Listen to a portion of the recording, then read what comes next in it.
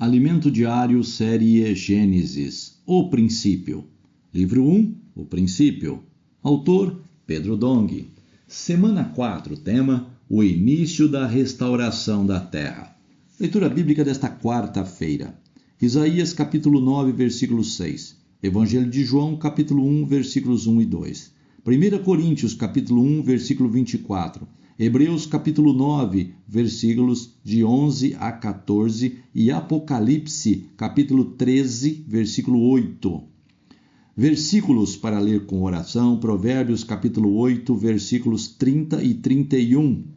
Então eu estava com ele e era seu arquiteto. Dia após dia eu era as suas delícias, folgando perante ele em todo o tempo, regozijando-me no seu mundo habitável e achando as minhas delícias com os filhos dos homens, criados para atender ao bom prazer de Deus. Deus criou todas as coisas conforme o conselho de sua vontade. Para isso, ele precisou de poder e sabedoria. Paulo disse aos Coríntios que Cristo é o poder e a sabedoria de Deus. Em 1 Coríntios capítulo 1, versículo 24. Em Provérbios, capítulo 8, versículo 12, lemos: Eu, a sabedoria, habito com a prudência e disponho de conhecimentos e de conselhos. A sabedoria aqui é Cristo, o Filho de Deus. Sabedoria e prudência são importantes para a obra de Deus, uma para criar, outra para executar. A criatividade, o plano daquilo que vai ser criado, advém da sabedoria. Mas, para tornar real a ideia da criação, é preciso prudência. Cria-se com sabedoria, executa-se com prudência. Cristo, como sabedoria de Deus, habita com a prudência e dispõe de conhecimentos e conselhos. Deus é seu próprio conselheiro. Leia Isaías, capítulo 9, versículo 6. Talvez nunca tenhamos prestado atenção ao fato de que a sabedoria e a prudência andam juntas. Paulo mencionou isso aos Efésios, no capítulo 1, versículo 8, que Deus derramou abundantemente sobre nós em toda a sabedoria e prudência.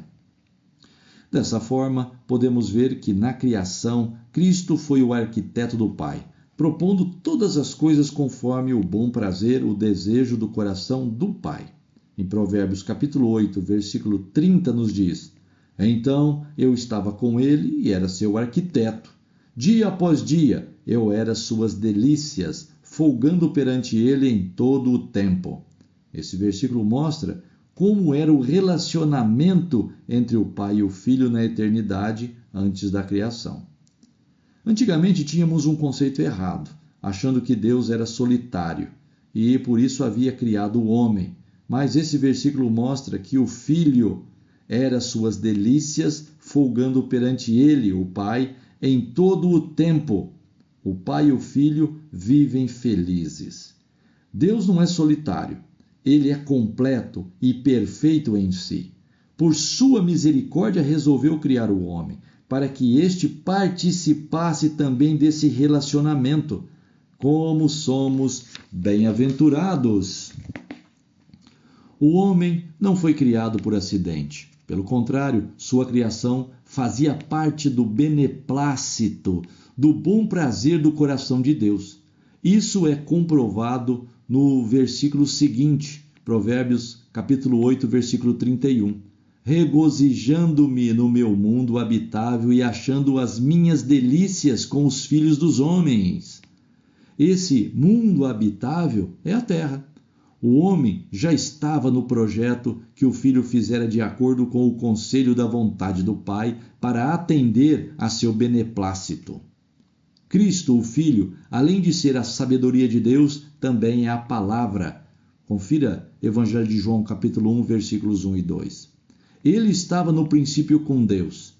Por que isso é tão importante?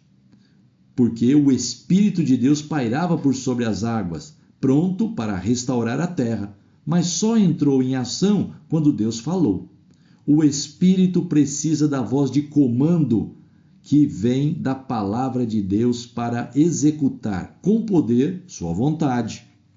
O Filho, que é a sabedoria, a palavra, também é a imagem do Deus invisível, o primogênito de toda a criação. Confira Colossenses capítulo 1, versículo 15. Ninguém viu a Deus, nem jamais verá, porque sua imagem só é revelada pelo Filho. Ele é o primogênito de toda a criação, ou seja, foi o primeiro de toda a criação. Talvez você pergunte, Jesus foi concebido pelo Espírito Santo no ventre de Maria há cerca de 2000 anos. Então, como é possível ele ser o primeiro da criação? A Epístola aos Hebreus nos mostra que, quando Jesus morreu e ressuscitou, logrando a eterna redenção, ele ofereceu a si mesmo e sua obra a Deus, para o cumprimento de sua vontade, da vontade de Deus, pelo Espírito Eterno. Confira Hebreus capítulo 9, versículos de 11 a 14. O Espírito Eterno é representado pelas argolas na Arca da Aliança. Os levitas passavam um varal pelas argolas da arca para poder carregá-la sem tocá-la. Essas argolas representam o Espírito Eterno, pois uma argola é um círculo sem início nem fim. Numa linha reta, você consegue colocar 2 pontos e dizer que um está antes do outro, mas não consegue fazer isso em um círculo. Esse é o efeito da eternidade. Quando Cristo ofereceu a si mesmo e sua obra a Deus pelo Espírito Eterno, toda a sua obra, incluindo sua encarnação, morte e ressurreição, foram lançados na eternidade. É por isso que, em Apocalipse, Cristo é chamado de o Cordeiro que foi morto desde a fundação do mundo. Confira Apocalipse, capítulo 13, versículo 8.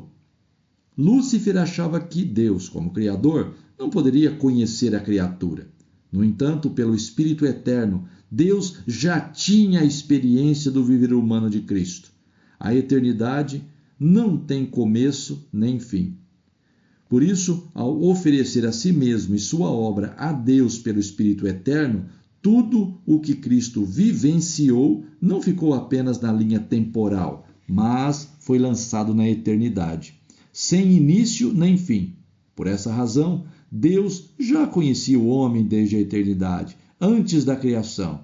Por isso também é que Paulo disse que Cristo é o primogênito da criação, é antes de todas as coisas.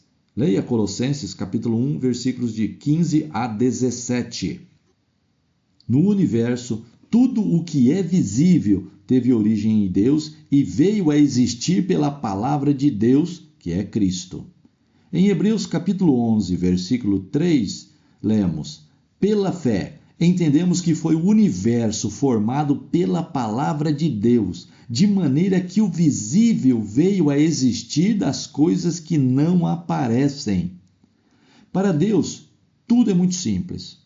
Ele não precisou montar uma fábrica para produzir montanhas, vales, rios, lagos e seres vivos. Quando Deus quer, ele simplesmente fala e as coisas passam a existir. Confira Salmos, capítulo 33, versículo 9. Deus criou o universo por meio de Cristo como a palavra e o constituiu herdeiro de todas as coisas que criou, como está escrito em Colossenses, capítulo 1, versículos 16 e 17. Pois nele foram criadas todas as coisas, nos céus, sobre a terra, as visíveis e as invisíveis, sejam tronos, sejam soberanias, quer principados, quer potestades. Tudo foi criado por meio dele e para ele. Ele é antes de todas as coisas. Nele tudo subsiste.